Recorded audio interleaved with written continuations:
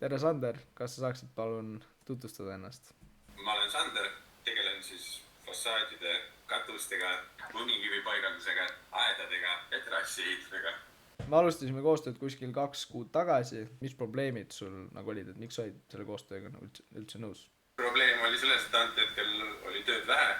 Tegin haldusvõrdu suurematele ettevõttele, et taas proovida eraklientidele töid teostada.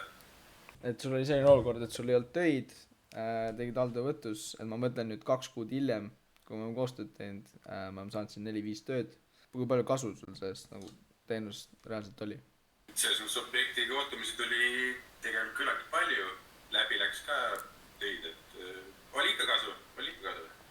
Kui sul, ütleme, teised ehitusettevõtte omanikud, kes on samas olukorras, et neil võib-olla ei ole praegu palju töid, siis mis sa arvad, kas see lahendus neile on nagu pigem hea ja kas nad võiksid seda kasutada, et mis sa nagu sellest arvad?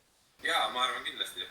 Ei, ma just mõtlen nagu võrreldes mingi hangekeskkondade ja nagu selliste asjadega. Jaa, selles mõttes on nagu öö ja päev, et ma ütlen hankest, mul on omas profiil, et ma ei tea, sealt on äkki tulnud mingi 2 päringut.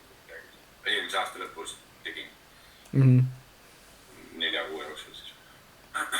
Mis ma oskan öelda, no koostöö oli väga hea jah, et suhtlus kõik toimis, reklaam toimis, päringuid tuli palju tegelikult. Super! Okei, aitäh sulle, Sander!